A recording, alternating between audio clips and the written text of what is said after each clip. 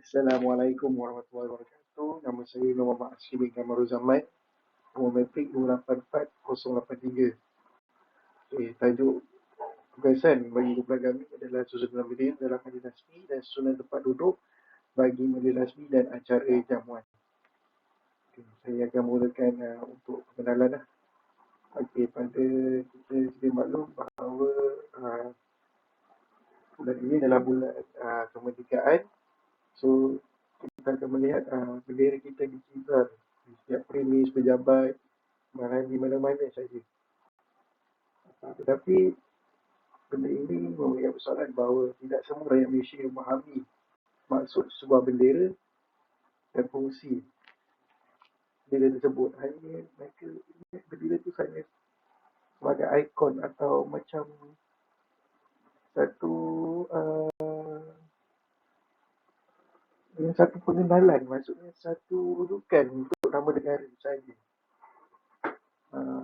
Kemerdekaan kita ini dicapai bukan dengan hanya kita berunding dengan kerajaan British di rumah malahan sebelum itu kita telah berkedai nyawa untuk mendapatkan kemerdekaan. Kita boleh dikategorikan atau diklasifikasikan sebagai rakyat yang sanggup melakukan apa saja untuk bebas dari cekaman penjajah. Okey, bendera adalah simbol kepercayaan dalam keluarga satu masyarakat negara SIM tahun 1991. Okey, bendera merupakan satu pengenalan pada kesemua rakyat di dunia ini bahawa kita adalah rakyat Malaysia. Di sini maklum terdapat bintang dan tak jalur serta warna biru, warna kuning, warna putih, warna merah. So saya tidak mengupas lanjut mengenai itu kerana kita semua sedia maklum bagi rakyat Malaysia kita kena tahu apa simbol di sebalik ada dalam bendera kita. Okey, susunan bendera dalam majlis rasmi. Okey, majlis rasmi atau Perikatan Bahasa susunan atau kedudukan bendera dititik beratkan dengan aturan atau peraturan sendiri. Okey, di sini kita tak boleh nak susun sembarang bendera dan kita kena ikut dia punya aturan tersendiri yang disediakan oleh pihak-pihak yang berkuasa atau pihak tertentu untuk menjaga majlis tersebut. Okey, bendera dan tempat duduk dalam majlis rasmi adalah saling berkaitan. So, kebanyakan majlis rasmi ada mengibarkan bendera ketika dalam majlis lah, tidak kira majlis makan malam ataupun majlis tetapan lah. So benda ini adalah sangat berkait rapat lah. So saya akan mengupas sekali lagi lah berkenaan dengan ini. Terdapat protokol yang perlu dirujuk dan diketahui ketika sebuah majlis rasmi berlangsung. Ya betul, memang terdapat protokol dan perkeliling yang berkaitan mengenai susunan bendera dan susunan tempat duduk bagi rasmi ataupun cari jamuan lah. So mereka akan susun mengikut kekanan ataupun keutamaan bagi berdasarkan pangkat ataupun kelebihan yang ada pada diri seorang ataupun negeri. Okey, protokol bukan satu makna kata yang baru, malah telah digunakan sejak dalam Ustaz Melayu Melaka, Sejarah Melayu, Tupak, Al-Hafiz dan Nisa dan Melayu. Okey, negara kita kaya dengan adat resam. So protokol ini bukan satu benda yang baru, bukan 50 tahun, bukan 100 tahun, malah telah wujud di dunia sebelum zaman teknologi ini. Sebelum Malaysia ataupun negara dalam Melayu itu mendapat nama, malah dikatakan beliau ketika itu sangat menghormati raja ataupun sultan dan membuat banyak majlis dan mempunyai pelbagai protokol lah. Itu maknanya kedudukan seorang pembesar raja Melayu, kedudukan Laksamana dan lain-lain lah. So benda itu saling berkait rapat lah. So jika protokol ini tidak dilakukan, boleh mengundang banyak seksi ataupun perasaan yang tidak puas hati lah, terutamanya pada orang yang berada dalam majlis itu ataupun yang disambut dalam majlis itu. Kalau dikatakan dalam bahasa Inggeris ni adalah not proper lah. So maksudnya majlis itu tak berjaya lah. Suatu majlis yang melibatkan protokol yang tinggi dapat perbezaan dan keistimewaan dalam majlis tersebut. bergantung pada visi dan objektif seperti Majlis Tembalan yang Tuan Agong, Hari Keperluan Tengku Mahkota Johor, Majlis Tetapan Malam sebenarnya Majlis Mesyuarat Majlis Tetapan Malam sebenarnya Mesyuarat Majlis Syariah Raja dan lain-lain lagi. Okey, seperti yang saya kupas sebentar tadi, dia berbeza. Tidak sepatutnya macam satu protokol tu untuk satu majlis. Maknanya untuk berdasarkan majlis tersebut, apa protokolnya. So, orang yang menguruskan peserta ini kena tahu apa objektif sebenarnya dalam untuk menjadikan majlis tersebut. Okey, kalau kita ambil contoh Majlis Tembalan Datuk Agong, benda ni mestilah disusun secara rapi dan tidak ada boleh kesilapan yang minor atau major, kecil atau besar. Ini adalah hari yang dinanti-nantikan dan dapat liputan di seluruh dunia. So, boleh dikatakan pegawai yang menguruskan majlis tersebut mempunyai tanggungjawab yang sangat besar lah. So, jika tidak akan dapat mengundang pelbagai kesilapan dan tetamu akan merasakan tidak berpuas hati lah ketika dalam majlis tersebut.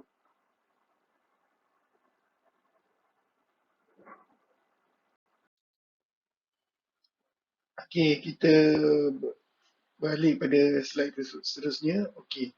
Protokol yang perlu diketahui sepanjang sebuah majlis dijalankan dan jika ada pihak dengan sengaja atau tidak sengaja melanggar protokol itu, mereka boleh dianggap tidak menghormati majlis serta mencemari kemuliaan majlis tersebut. Okey, seperti yang dikatakan, protokol ni banyak step. So, protokol yang dimasukkan adalah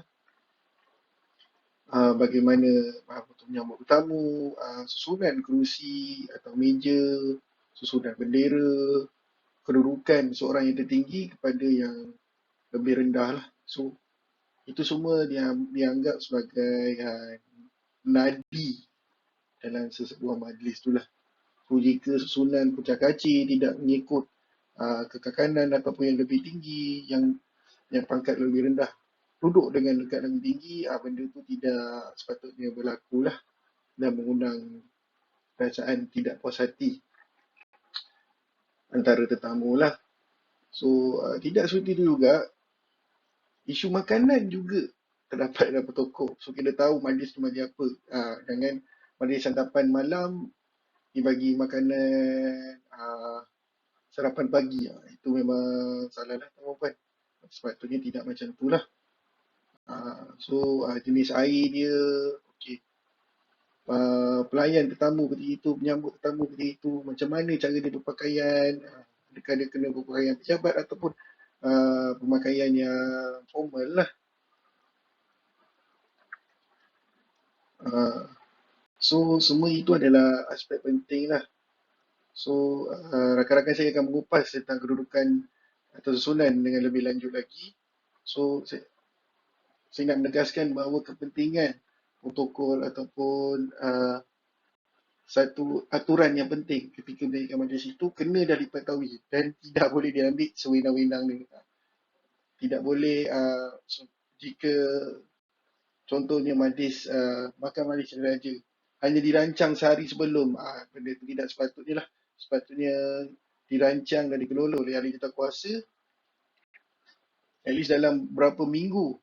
Maknanya kita nak booking makanan ataupun bahan-bahan untuk makanan, kerusi ataupun platform stage masa tu. Itu penting lah. Tak boleh diambil last minute dan secara raptai dilakukan secara berulang kali bagi mengelakkan kesilapan. Jangan cakap kesilapan kecil, tuan-tuan. Kesilapan besar lagi lah. Orang tak nak. Kesilapan kecil pun menimbulkan perasaan yang tak patut lah pada tetamu. Lagi-lagi majlis yang saya bagi contoh yang melibatkan yang di Pertuan Agong lah. Iaitu raja kita di Malaysia ini. Susunan bendera tempat duduk bendera rasmi dan cara jamuan merupakan aspek penting dalam majlis. Okay, saya tekankan tadi, bendera contoh, bendera Melaka kedudukan di mana, bendera Terengganu harus di mana.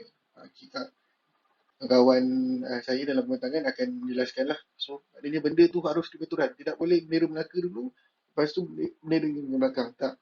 Sepatutnya ikut aturan ni. Berdasarkan terdapat banyak buku dan berkeliling menjelaskan benda ini. So, Tiada alasan tidak tahu dari zaman teknologi sebelum kini ni, kita boleh rujuk pada platform internet, media masa, media sosial, ataupun kita boleh telefon terus siapa orang yang berkenaan yang biasa menguruskan majlis rasmi. Mereka akan berikan pendapat mereka lah, apa yang sepatutnya, apa yang tidak sepatutnya lah. Peranan jawatankuasa majlis untuk menjayakan dan bersama antara satu sama lain untuk meneliti sesuatu yang berlaku atau tidak dijangka. Okey, seharusnya ada satu alat jawatankuasa lah. So maknanya ada ketua jawatankuasa, ahlinya menjalankan tugas-tugas mengikut tugas yang diberikan. Okey. Sebagai contoh, seorang jawatankuasa ini tugasnya adalah untuk menjemput para tetamu dan menyenaraikan senarai tetamu mengikut dari yang pertama hingga terakhir lah, maksudnya yang daripada pangkat lagi tinggi atau pangkat kanan atau kepada yang paling rendah lah. So siapa yang dijemput begitu. Okay, kalau saya bagi contoh, kalau untuk majlis kerajaan negeri, biasa kita akan menjemput untuk majlis mesyuarat, misalnya untuk makan malam ke apa, biasanya kita akan jemput Ketua Menteri, exco dia dan juga ketua-ketua jabatan lah. Tidak kira ketua jabatan di peringkat negeri ataupun persekutuan, mereka dijemput lah dan mengikut keutamaan mereka, dan ketika dalam majlis tersebut kedudukan kerusi mereka juga diambil kira sebagai aspek penting lah. Itu mungkin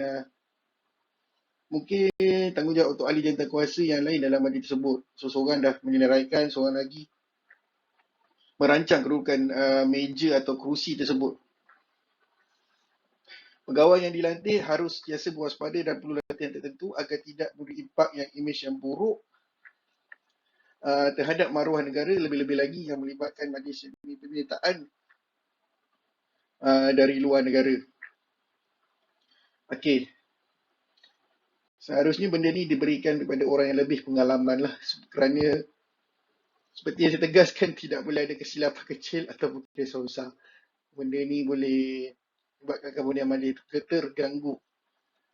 Kebanyakannya pegawai-pegawai yang dilantik ni adalah pegawai yang berpakaran dan ilmu yang luas lah tentang pengajaran majlis dan aturan majlis lah, supaya benda-benda ini tidak berlaku lah.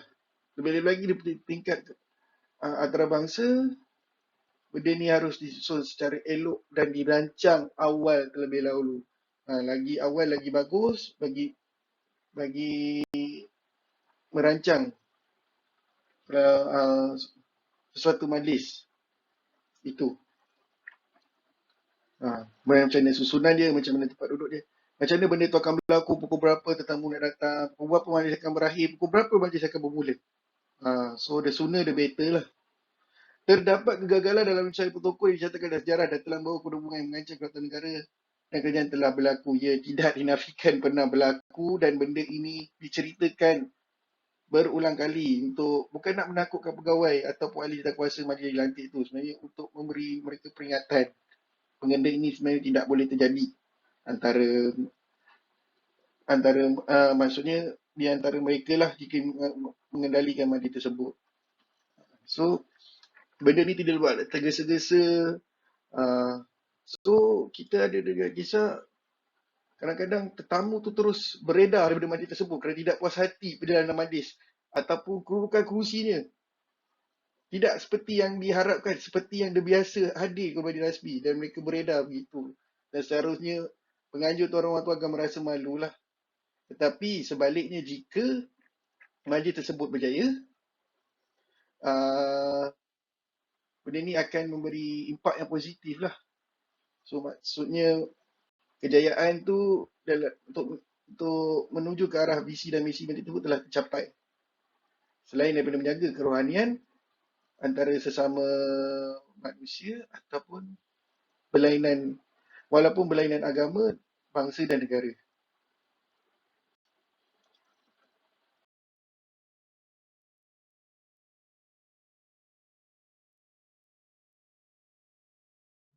Assalamualaikum dan selamat sejahtera. Nama saya Suraida binti Kusni, bernombor matrik 284121. Pada hari ini, saya akan meneruskan pembentangan ahli kumpulan saya adalah berkaitan dengan susunan bendera dalam majlis rasmi. Berikut adalah sejarah bendera Malaysia. Bendera Malaysia telah direka oleh Encik Muhammad Hamzah. Beliau merupakan seorang bekas arkitek di Jabatan Kerja Raya Johor. Pada tahun 1949 telah dijalankan satu pertandingan peringkat kebangsaan. Pertandingan itu dianjurkan oleh Jawatankuasa Khas Persekutuan Tanah Melayu. Melalui pertandingan tersebut, sebanyak 373 pernyataan telah diterima dan hanya 3 sahaja mereka bentuk yang tersenarai ke peringkat akhir. Keputusan akhir telah diumumkan pada Mei 1950 setelah mendapat kelulusan King George ke-6. Bendera Malaysia kali pertamanya dikibarkan pada 26 Mei 1950 di Istana Sultan Selangor.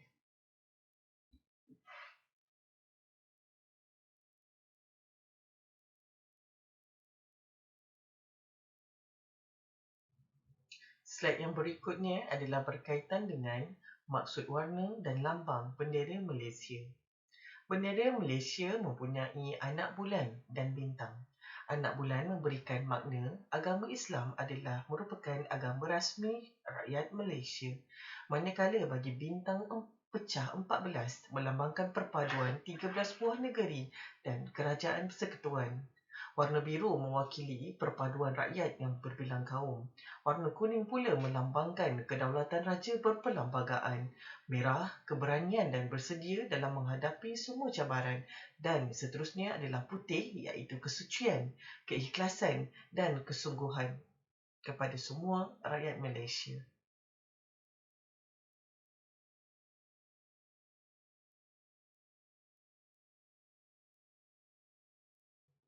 Slide yang berikutnya adalah merupakan perincian kepada susunan bendera dalam majlis rasmi.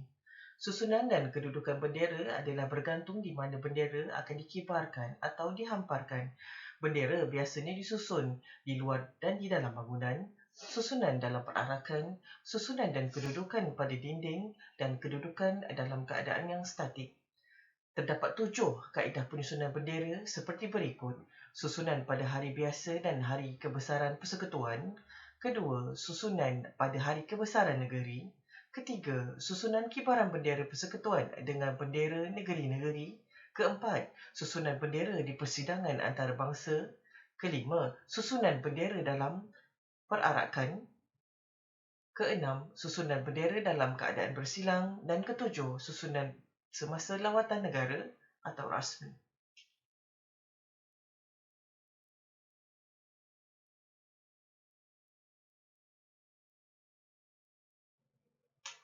Susunan pada hari biasa dan hari-hari kebesaran persekutuan dan juga susunan pada hari kebesaran negeri. Perincian penjelasan adalah seperti berikut. Terdapat 2 kaedah susunan bagi 2 tiang bendera dan susunan bagi 3 tiang bendera. Bendera Malaysia perlu berada di sebelah kiri berdasarkan pandangan di luar bangunan. Susunan bendera bagi 3 tiang bendera melalui pandangan luar bangunan ialah bendera Malaysia perlu berada di tengah-tengah di antara bendera negeri dan antara jabatan dan juga institusi. Susunan bendera di luar dan di dalam bangunan boleh dikategorikan kepada susunan 2 bendera atau 3 bendera. Bendera juga disusun berbeza setiap hari biasa, hari-hari kebesaran persekutuan dan hari-hari kebesaran negeri. Kedudukan bendera berdasarkan pandangan daripada luar bangunan untuk susunan 2 bendera semasa hari-hari kebesaran negeri ialah bendera Malaysia perlulah berada di sebelah kanan. Bagi susunan 3 bendera pula, bendera Malaysia perlulah berada di sebelah kanan di antara negeri dan jabatan atau institusi. Gambar Rajah 1 menerangkan berkaitan dengan susunan bendera 2 dan 3 tiang bendera berdasarkan hari-hari kebesaran persekutuan dan negeri.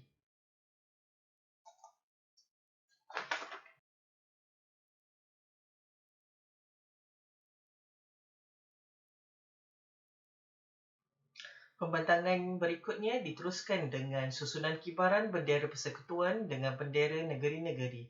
Terdapat 3 bentuk susunan bendera iaitu pengibaran bendera Malaysia dan negeri-negeri secara sebaris. Melalui susunan ini, bendera Malaysia mendahului susunan bendera negeri-negeri lain. Dikibarkan secara sebaris dan keutamaannya adalah bermula daripada kanan ke kiri.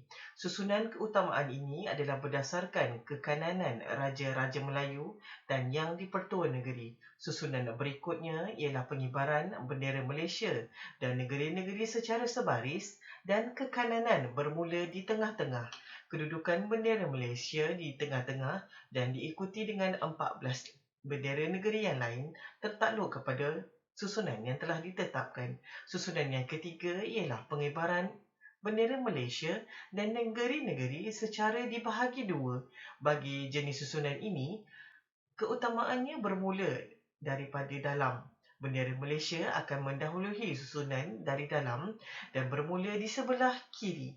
Rajah berikut menunjukkan susunan bendera dan mulai 1 Mei 2021 berdasarkan sumber yang diperolehi daripada bahagian istiadat dan urusetia Persidangan Antarabangsa Jabatan Perdana Menteri, jalur gemilang mendahului susunan bendera diikuti dengan negeri Terengganu, Perlis, Selangor, Negeri Sembilan, Johor, Kelantan, Perak, Kedah, Pahang, Sabah, Sarawak, Melaka, Pulau Pinang dan akhirnya disusuli dengan wilayah persekutuan. Assalamualaikum warahmatullahi wabarakatuh. Saya Iliana binti Aris, nombor matrik 283748. Hari ini saya perlu membentangkan mengenai susunan bendera di persidangan antarabangsa. Bendera perlulah dikibar atau disusun mengikut abjad nama negeri berkenaan dan mengikut ketetapan yang telah ditetapkan oleh pertubuhan. Antara persidangan antarabangsa ialah Persidangan Kemuncak ASEAN, Persidangan Pertubuhan Bangsa-Bangsa Bersatu (PBB), Persidangan Antarabangsa Seni Bina Masjid dan lain-lain lagi. Terdapat 5 bentuk susunan bendera dalam persidangan antarabangsa. Gambar ini menunjukkan susunan bendera di persidangan antarabangsa. Yang pertama, pengibaran bendera secara sebaris.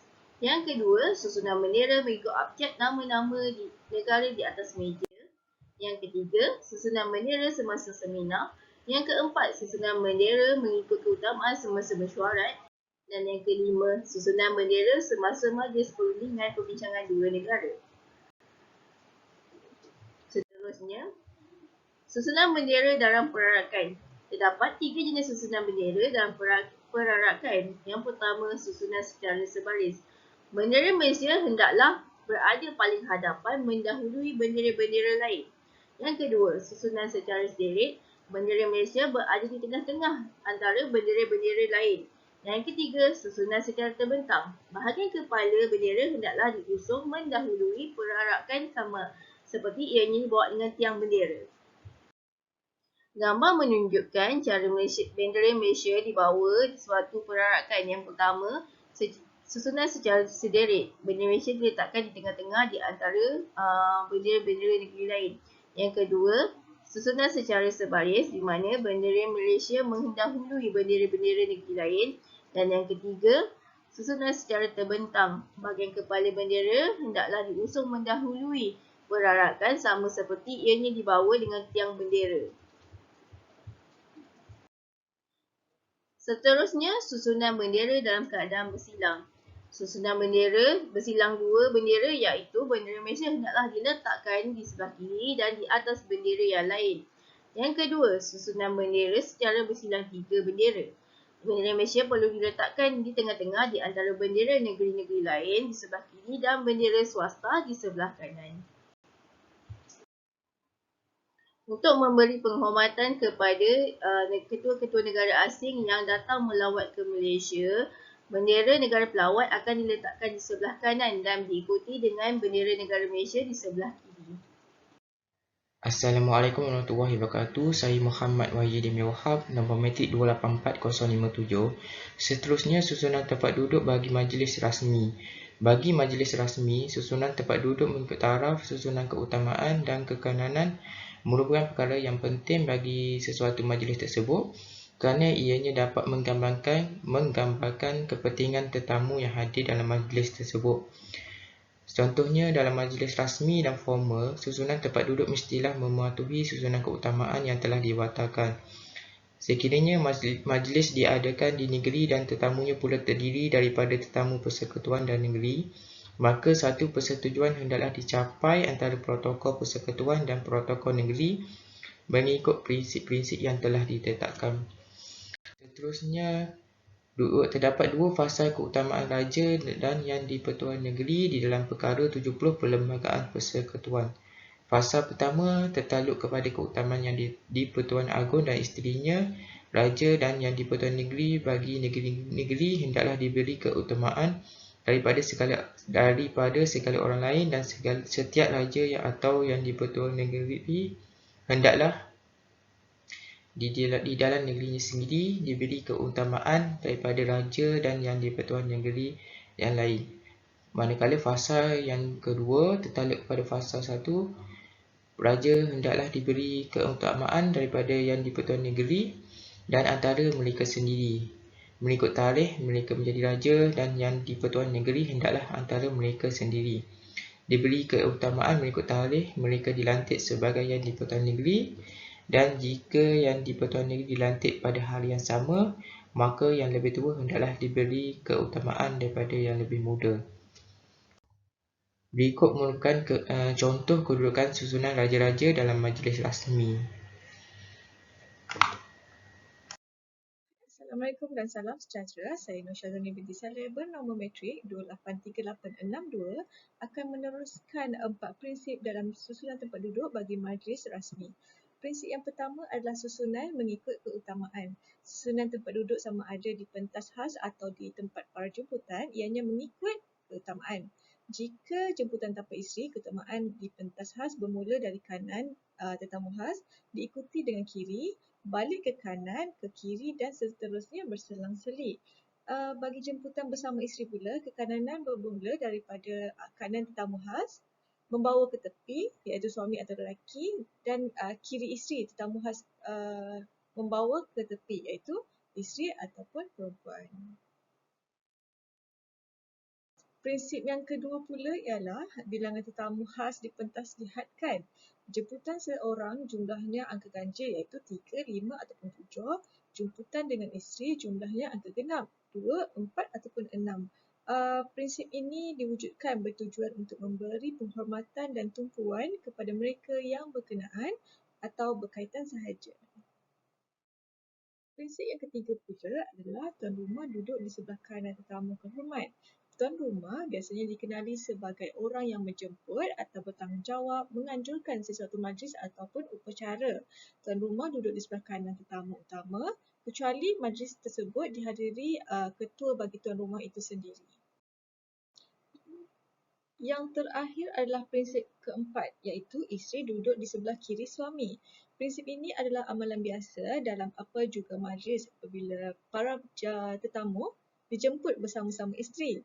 Kedudukan isteri sama ada majlis siang ataupun majlis malam ialah isteri duduk di sebelah kiri suami kecuali dalam keadaan-keadaan tertentu. Selepas tamatnya majlis rasmi, selanjutnya akan ada acara jamuan. Susunan tempat duduk dalam acara jamuan dan bentuk susunan meja boleh terbahagi kepada 4. Yang pertama adalah susunan meja panjang, yang kedua adalah susunan meja bulat, yang ketiga susunan meja gabungan panjang dan juga meja bulat, yang keempat susunan meja gabungan, meja bulat dan juga meja panjang. Susunan tempat duduk tersebut mestilah mengikut prinsip-prinsip yang telah ditetapkan. Terdapat 3 prinsip susunan meja makan. Prinsip yang pertama adalah tetamu penghormat hendaklah duduk di sebelah kanan tuan rumah sekiranya setaraf, kecuali tetamu penghormat itu jauh lebih tinggi ataupun jauh lebih rendah daripada tuan rumah. Prinsip yang kedua pula, susunan di meja utama ataupun meja khas hendaklah mengikut susunan keutamaan. Manakala prinsip yang ketiga ataupun prinsip yang terakhir, wanita tidak duduk di hujung meja khas atau meja diraja. Meja tuan rumah disusun di sebelah kiri tetamu penghormat yang jauh lebih tinggi dan sebaliknya sekiranya setaraf. Tempat duduk div wanita juga tidak duduk di hujung meja diraja atau meja khas, atau tidak duduk mengetuai meja-meja panjang. Manakala meja bulat hendaklah penuh kecuali dihadiri oleh raja-raja. Okey, kita sampai ke slide berikutnya dan yang terakhir adalah kesimpulan. Kepentingan protokol perlu dititik beratkan bagi menjamin kelancaran sesuatu majlis berlangsung dengan jayanya. Okay, sebelum ni kawan-kawan saya telah menerangkan kepada susunan tempat duduk, susunan meja makan, mengikut susunan tempat duduk mengikut bilangan genap, ganjil dan berpansangan. Selepas itu adalah kedudukan susunan raja-raja dalam majlis rasmi dan kedudukan bendera dan garis panduan masa pandangan bendera, susunan bersilang atau bersilang tiga secara terbentang dan banyak lagi lah yang diterangkan oleh sahabat-sahabat saya sebentar tadi. Okay, ini adalah kepentingan dan atau cara yang diterangkan adalah bagi menaikkan nama ataupun menjulang nama Malaysia bahawa negara kita terkenal dengan adat resam dan atau cara dan protokol selalu dititik beratkan. So, pengalaman bukan nilai yang penting ketika buka majlis dan haruslah berhenti supaya tidak mencemari itu dengan kesilapan lazim yang besar. So, macam saya sebut pada awal pengenalan tadi, pengalaman ini adalah penting. So, jika seorang tidak berpengalaman, tidak seharusnya dia mengendalikanlah. Seharusnya diberikan kepada orang yang memiliki pengalaman lah. So, mengelakkan kesilapan-kesilapan seperti inilah. Ataupun contoh jadi ahli kuasa majlis-majlis ini sebagai pelatih dulu.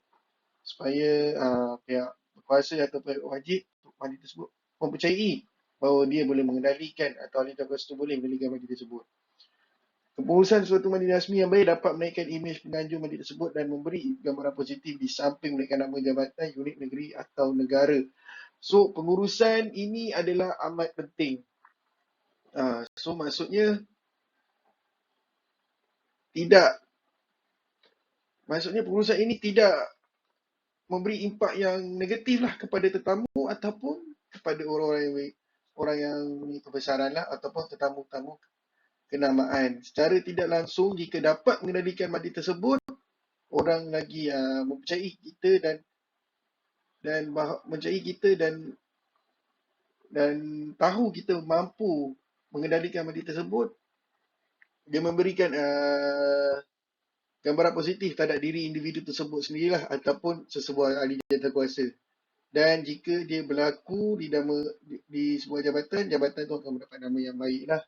Terutamanya orang kenamaan dan benda-benda ni akan disebut sepanjang masa.